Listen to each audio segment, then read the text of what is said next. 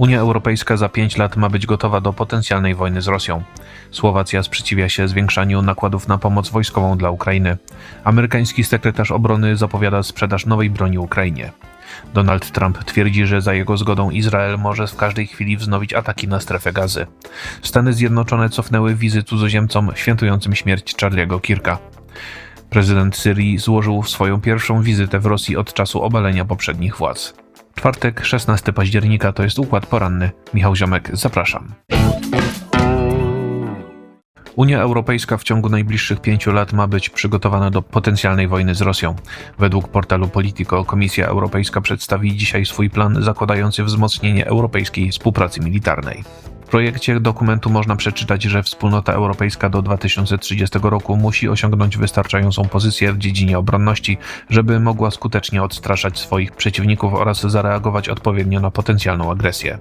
Mapa drogowa gotowości obronnej 2030 ma między innymi wzmocnić rolę Unii Europejskiej w kwestiach związanych z wojskowością.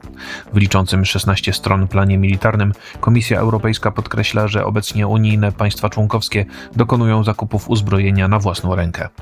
Prowadzi to do rozdrobnienia przygotowywanych projektów obronnych i do zwiększania się ich kosztów, a także przyczynia się do braku interoperacyjności.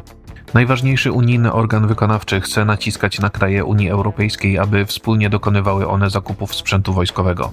Za 2 lata 40% tego rodzaju transakcji miałyby stanowić właśnie wspólne projekty państw unijnych. Obecnie odsetek ten wynosi około 20%. Dodatkowo w ciągu 3 lat Komisja Europejska chce osiągnąć poziom 50% zakupów sprzętu u europejskich i ukraińskich producentów broni.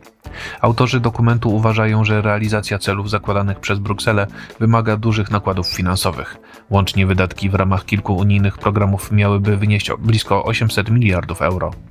Część państw ma sprzeciwiać się planom forsowanym przez Komisję Europejską.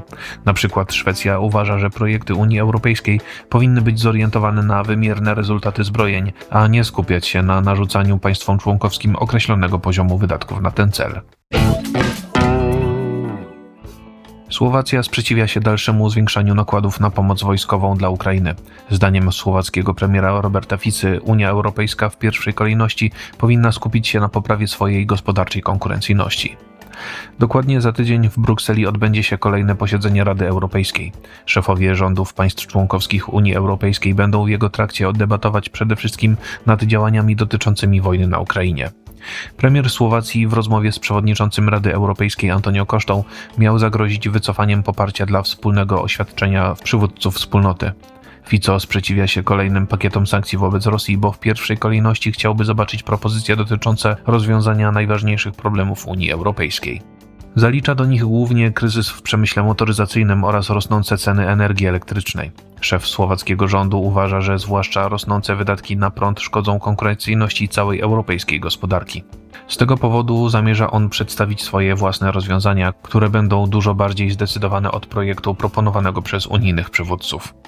Portal Politico, powołując się na źródła dyplomatyczne, twierdzi, że Słowacja nadal nie wycofała się z groźby weta wobec 19 pakietu sankcji Unii Europejskiej wobec Rosji. Pozostałe państwa członkowskie wspólnoty mają być bliskie porozumienia w tej sprawie, będącej przedmiotem dyskusji w trakcie odbywającego się w środę spotkania ambasadorów. Amerykański sekretarz obrony Pete Hegseth zapowiedział sprzedaż Ukrainie nowej broni. Na razie Stany Zjednoczone nie poruszają tematu przekazania ukraińskiej armii rakiet dalekiego zasięgu Tomahawk. Hegseth uczestniczył w spotkaniu przedstawicieli państw Sojuszu Północnoatlantyckiego w Brukseli. Powiedział przy tej okazji, że Ukraina otrzyma nową siłę ogniową.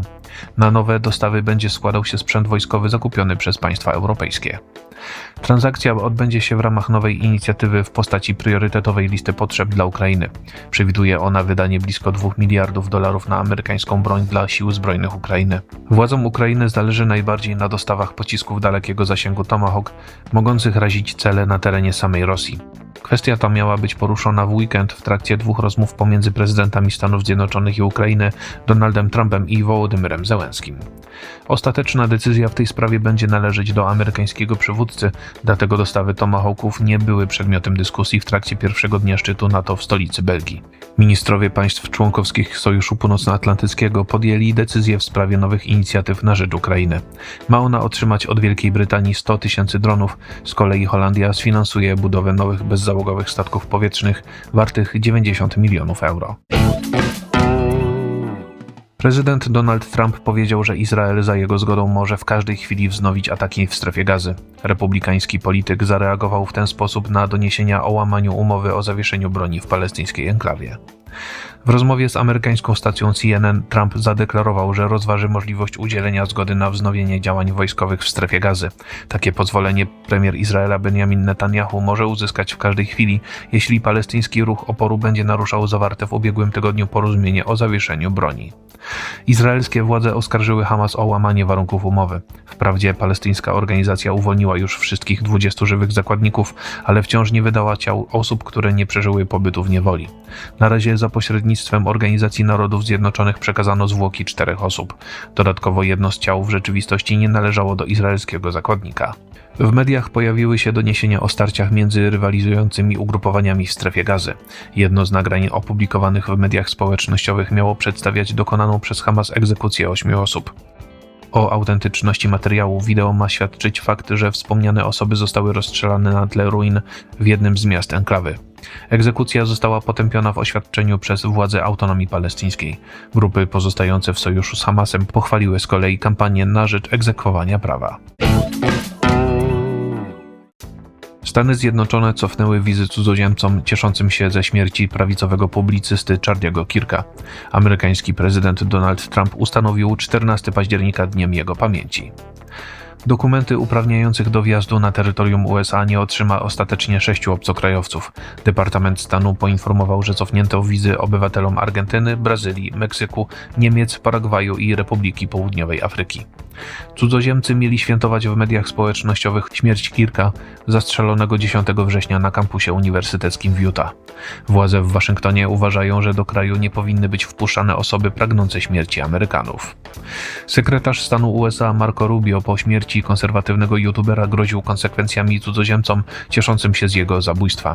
Mają oni być deportowani z terytorium Stanów Zjednoczonych. Kirk został właśnie upamiętniony przez Trumpa. Otrzymał on pośmiertnie Medal Wolności, a 14 października obchodzony będzie Narodowy Dzień Pamięci jego imienia.